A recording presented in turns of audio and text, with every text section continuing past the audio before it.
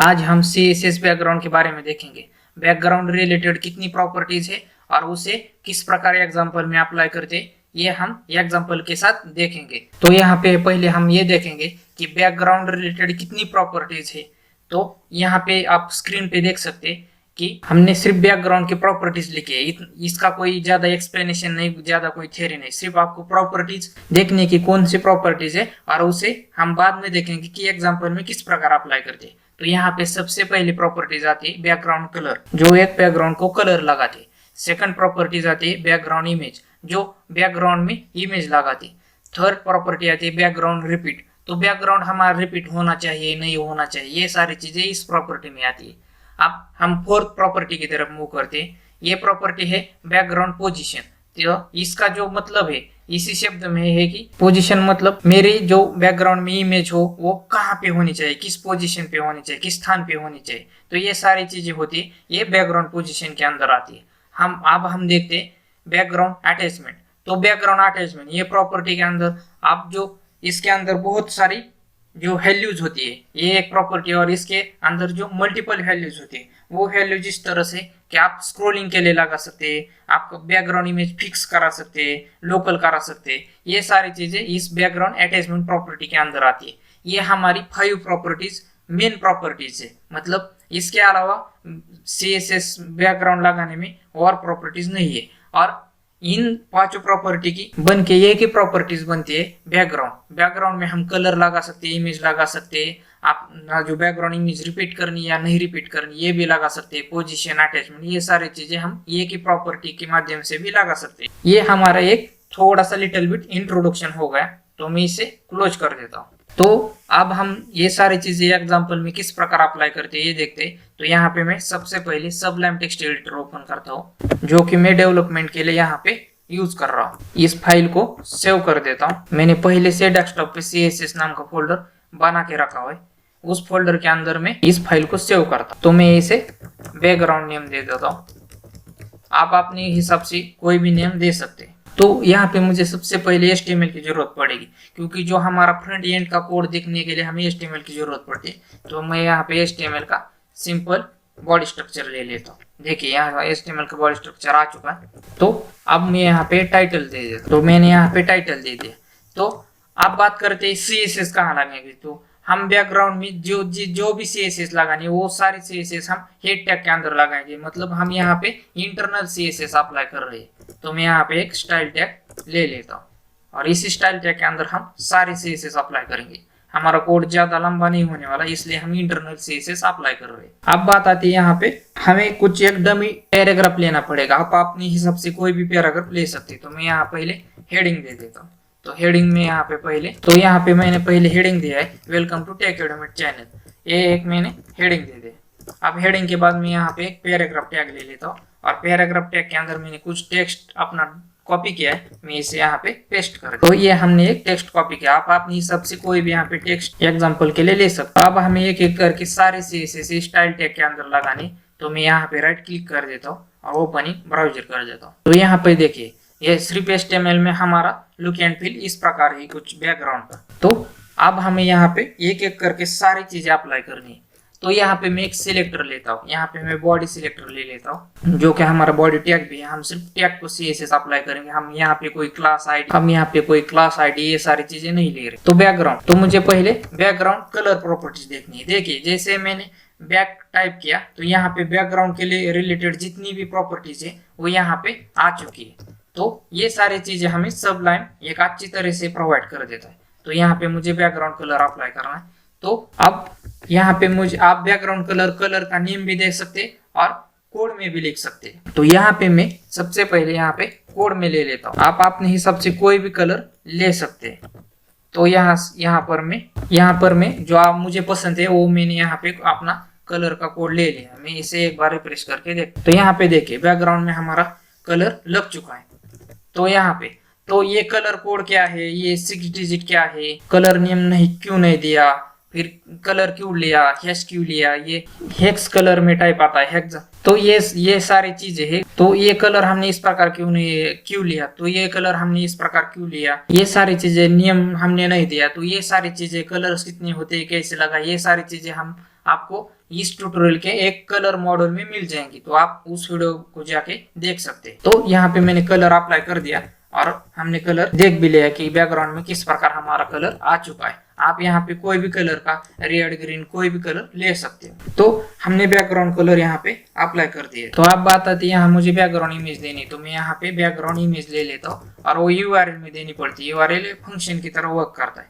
तो यहाँ पे मैं अपने CSS फोल्डर के अंदर आ जाता हूँ और यहाँ पे देखिए यहाँ पे कुछ इमेजेस है, तो मैं इसी CSS3 की इमेज ले लेता हूँ। सिंपली एक JPG टाइप इमेज है, तो मैं इसे css.jpg इसे मैं सेव कर देता हूँ और एक बार ब्राउजर में रन करके देखता हूँ। तो यहाँ पे हमारी इमेज नहीं आ रही। एक बार हम यहाँ पे आते हैं इस फोल्डर के अंदर और यहाँ पे मैं प्रॉपर्टीज में इमेज का फॉर्मेट देखता हूँ। तो यहाँ पे मेरे इमेज का फॉर्मेट PNG है और मैंने वहां पे JPG दिया था। तो इस प्रकार से मिस्टेक हो जाती है। तो यहाँ पे आपको ये भी देखना है कि इमेज का फॉर्मेट कौन सा है। सारी चीजें आपको केयरफुली करनी। यहाँ पे मैंने PNG ले लिया और एक बार मैं ब्राउजर में जाके रन करता हूँ। तो यहाँ पे देखिए यहाँ पे हमारी इमेज आ चुकी है। लेकिन आप यहाँ पे देख सकते हैं हमें एक ही इमेज अप्लाई करनी थी, लेकिन इमेज बार बार रिपीट हो रही है। तो उसके लिए क्या प्रॉपर्टी है? तो हमारे पास प्रॉपर्टी है बैकग्राउंड रिपीट नाम की एक प्रॉपर्टी है। तो यहाँ पे मैं लेता हूँ बैकग्राउंड रिपीट। देखिए नीचे आ गई। तो मैं यहाँ पे मुझे चाहिए नो रिपीट, तो मुझे जो बैकग्राउंड है वो नो रिपीट चाहिए। तो आप देखिए यहाँ पे मैं जैसे ही रिफ्रेश करता हूँ तो एक ही इमेज आएगी। तो यहाँ पे देखिए यहाँ की इमेज गायब हो चुकी और एक ही इमेज आ चुकी है। तो इमेज हमें कुछ क्लियर लेना है दिखाए, तो इसे हाइट विड्थ सेट करना है। इसके लिए हमारे पास प्रॉपर्टी है बैकग्राउंड साइज। यहाँ पे देखिए आ रही। तो इसके अंदर डिफॉल्ट 3 एलिमेंट आते हैं। तो वो कौन से? जो इसका कीवर्ड का सिंटैक्स है तो उसके अंदर आते हैं। एक आता है एटो, सेकंड आता है कवर और थर्ड आता है कंटेंट। तो ये सारी चीजें क्या है? तो आप यहाँ पे ज्यादा सोचे मत, इसे हम पिक्सल में दे सकते हैं। एक तो यहाँ पे एक एटो कर सकते हैं इसे। तो आप यहाँ पे बैकग्राउंड साइज को एटो रख सकते हैं, कवर रख सकते हैं और कंटेंट भी रख सकते हैं। तो मैं यहाँ पे 50 पिक्सल और यहाँ पे 70 पिक्सल दे देता हूँ और इसे सेव कर देता हूँ और एक बार रन करके देखता हूँ। तो यहाँ पे देखिए, तो यहाँ पे मैंने बैकग्राउंड साइज के अंदर अपनी इमेज को हाइट विड्थ दे दिए। तो आप इस प्रकार से हाइट भी दे सकते हैं, विड्थ भी दे सकते हैं। दोनों यहाँ पे ये की प्रॉपर्टीज के अंदर दे सकते हैं। इसके अलावा यहाँ पे आप सिंपली एटो भी लिख सकते हैं। तो मैं यहाँ पे आप लोगों को दिखाता हूँ। तो यहाँ पे मैंने एटो ले लिया और मैं इसे देखिए और मैं इसे रिफ्रेश कर देता हूँ। यहाँ पे देख सकते हैं। तो मुझे एटो नहीं चाहिए, मुझे कवर नहीं चाहिए, कंटेंट भी नहीं चाहिए, मुझे सिर्फ हाइट विड्थ चाहिए। तो मैं यहाँ पे उस हिसाब से पिक्सल में इसे दे देता हूँ, सेव कर देता हूँ और माउस में जाके रन कर देता हूँ। यहाँ पे देखिए यहाँ पे लेफ्ट साइड में हमारी इमेज आ चुकी है। तो आप यहाँ से इसे बढ़ा भी सकते हैं। तो मैं यहाँ से दोनों 150 कर देता हूँ। तो इस प्रकार हमारी इमेज अभी आ चुकी है। तो ये हमारी 4 प्रॉपर्टीज हो चुकी है यहाँ पे। तो हमने बैकग्राउंड साइज भी ले लिया। अब हम बात करते हैं कि अपनी बैकग्राउंड पोजीशन की तरफ। तो पोजीशन क्या होना चाहिए? रिपीट की तो प्रॉपर्टी हमने लगा ली, लेकिन अब हम पोजीशन, तो पोजीशन यहाँ पे मैं लेता हूँ बैकग्राउंड पोजीशन। तो यहाँ पे बैकग्राउंड पोजीशन, तो पोजीशन हमारी जो होती है वो पोजीशन हम, तो यहाँ पे हमने बैकग्राउंड पोजीशन प्रॉपर्टीज ले लिए। तो पोजीशन के अंदर क्या कीवर्ड्स होते हैं? तो पोजीशन के अंदर पहला कीवर्ड होता है हॉरिजॉन्टल पोजीशन और सेकंड कीवर्ड होता है वर्टिकल पोजीशन। तो ये दोनों चीजें इसके अंदर आती है। तो हम इसे एग्जांपल के साथ किस प्रकार देखें? तो मैं यहाँ पे ले लेता हूँ। सबसे पहले यहाँ पे मैं राइट ले लेता हूँ और टॉप, मैंने सेमीकोलन दे दिया और देखिए हमारी इमेज टॉप में है और राइट की तरफ है। पहले लेफ्ट की तरफ थी, यहाँ पे राइट की तरफ है। तो आप इस प्रकार से यहाँ पे अप्लाई कर सकते हैं। अब बात आती कि हमने टॉप नहीं दिया तो क्या होगा? तो मैं यहाँ पे एक ही कीवर्ड दे देता हूँ। तो यहाँ पे देखिए यहाँ पे कुछ भी इफेक्ट नहीं हो रहा क्योंकि राइट में आ रही। तो मैं इसे निकाल देता हूँ और सिंपली स्टॉप लिख देता हूँ। तो मैंने यहाँ पे क्या कर दिया? टॉप ले लिया। तो आप यहाँ पे देखिए मैंने जैसे यहाँ पे टॉप ले लिया, तो जब भी आप बैकग्राउंड पोजीशन के अंदर ओनली वन वैल्यू स्पेसिफाइड करते हो, उसे डिक्लेयर करते हो, तो यहाँ पे जो सेकंड वैल्यू है वो second value automatically centre assume कर देता है। वो सेंटर में लेना है ये ऑटोमेटिकली कंसीडर कर देता है। तो इस प्रकार से हम बैकग्राउंड पोजीशन यहाँ पे ले सकते हैं। बैकग्राउंड पोजीशन में पहला कीवर्ड होता है आपकी हॉरिजॉन्टल पोजीशन क्या है। तो मैंने यहाँ पे हॉरिजॉन्टल पोजीशन लिए है राइट, और जो मेरी वर्टिकल पोजीशन है वो टॉप। तो आप यहाँ पे इस हिसाब से लगा सकते हैं। तो आप लेफ्ट टॉप भी ले सकते हैं। तो इसके जो कॉम्बिनेशन है वो बहुत सारे आते हैं बैकग्राउंड पोजीशन के अंदर। आप बॉटम ले सकते हैं, टॉप ले सकते हैं, लेफ्ट बॉटम ले सकते हैं, राइट बॉटम ले सकते हैं, टॉप राइट ले सकते हैं, टॉप लेफ्ट ले सकते हैं। इसके कॉम्बिनेशन बहुत सारे आते हैं। तो ये सारी चीजें आपको एक एक करके एग्जाम्पल के साथ करके देखना है। हम यहाँ पे सभी चीजें इस वीडियो के अंदर नहीं ले सकते, इसकी वजह से हमारा वीडियो बहुत लंबा हो जाएगा। यहाँ पे हमने यही देखा कि बैकग्राउंड की इमेज की पोजीशन कैसे चेंज करते, तो ये हमारी बैकग्राउंड पोजीशन प्रॉपर्टीज हो गई। तो बैकग्राउंड पोजीशन के बाद हम यहाँ पे देखते हैं बैकग्राउंड अटैचमेंट के बारे में। तो मैं यहाँ पे ले लेता हूँ बैकग्राउंड अटैचमेंट। तो अटैचमेंट में क्या क्या होता है, तो अटैचमेंट में एक तो स्क्रॉल होता है। स्क्रॉल मतलब हम जब यहाँ से इस तरह से स्क्रॉल करते हैं तो एक तो फिक्स होता है, जो हम इमेज की पोजीशन वहां पे स्क्रॉलिंग के बाद फिक्स कर सकते हैं, और एक लोकल होता है और इनहेरिट होता है। तो ये 4 कीवर्ड आते हैं। तो यहाँ पे हम स्क्रॉल और फिक्स के बारे में देखेंगे। तो यहाँ पे मैं सबसे पहले स्क्रॉल ले लेता हूँ। तो मैंने यहाँ पे स्क्रॉल ले लिया और एक बार मैं यहाँ पे रन करके देखता हूँ। तो यहाँ पे देखिए, लेकिन हम यहाँ पे स्क्रॉल नहीं कर रहे क्योंकि हमारे वेब पेज में कंटेंट अभी थोड़ा ही है। तो हम यहाँ इस पैराग्राफ टैग के नीचे आते और यहाँ पे हम कंटेंट और पेस्ट कर देते। आप अपना जो कंटेंट आप कॉपी करेंगे उसे बार बार पेस्ट करें ताकि यहाँ पे स्क्रॉलिंग हो जाए इस ब्राउजर पे। अब मैं यहाँ पे रन कर देता हूँ। तो यहाँ पे देखिए फिर भी यहाँ पे स्क्रॉलिंग नहीं हो रही। तो हम क्या कर देंगे, इसकी जो साइज है वो कम कर देंगे, इसकी वजह से हमारा कंटेंट स्क्रॉलिंग हो जाएगा।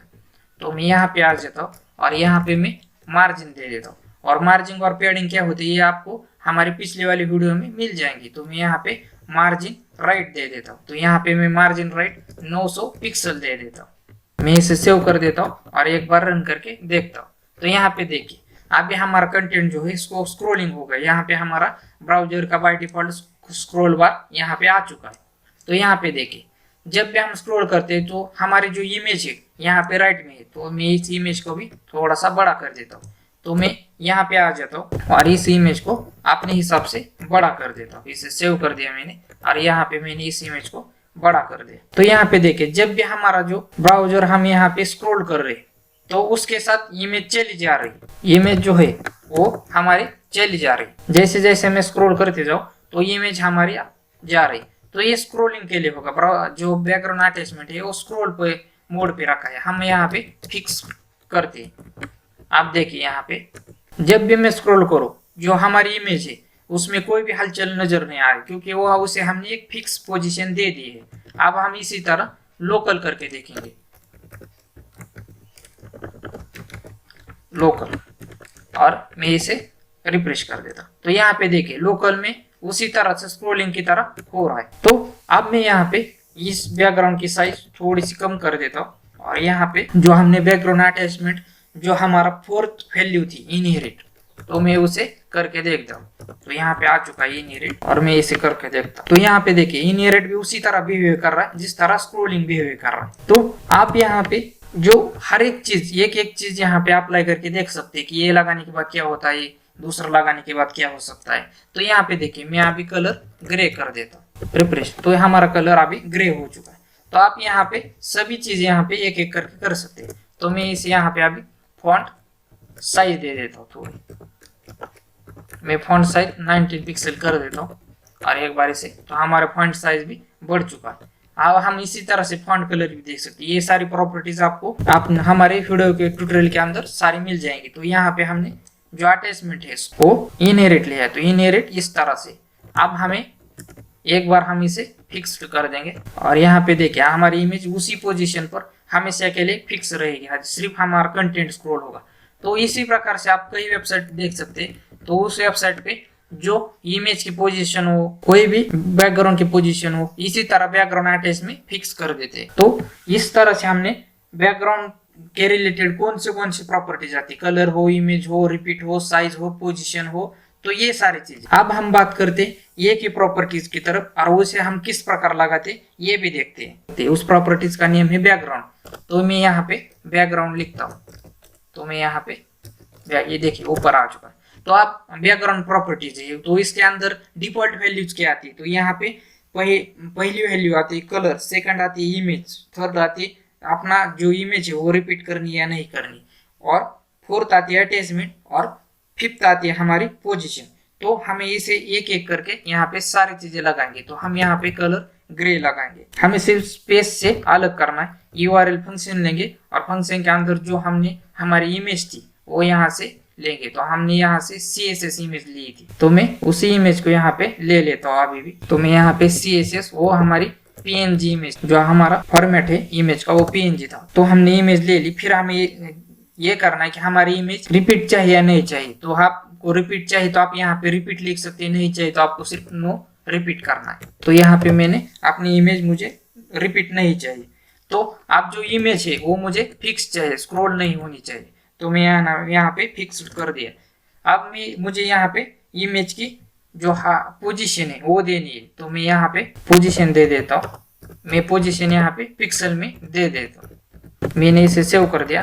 अब जो हमने यहाँ पे 5-6 प्रॉपर्टीज लिखी थी वो सारी प्रॉपर्टीज हमने एक ही बैकग्राउंड प्रॉपर्टीज के अंदर लगा ली। तो मैं इसे यहाँ पे ब्राउजर में रन करके देखता हूँ।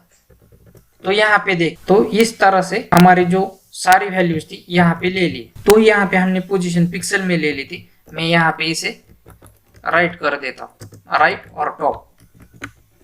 मैं यहाँ पे एक बार रन करके देखिए हमारी इमेज आ चुकी है, लेकिन इमेज बड़े आ रही क्योंकि बैकग्राउंड प्रॉपर्टीज के अंदर जो बैकग्राउंड साइज प्रॉपर्टी वो हम यहाँ पे नहीं लगा सकते, तो इसलिए इमेज हमारी इस प्रकार आ रही। तो मुझे यहाँ पे बैकग्राउंड साइज एक अलग प्रॉपर्टी लेनी पड़ेगी और साइज में यहाँ पे अपने हिसाब से पिक्सल में दे देता हूँ। मैंने यहाँ पे साइज ले ली और मैं इसे एक बार रन करके देखता हूँ।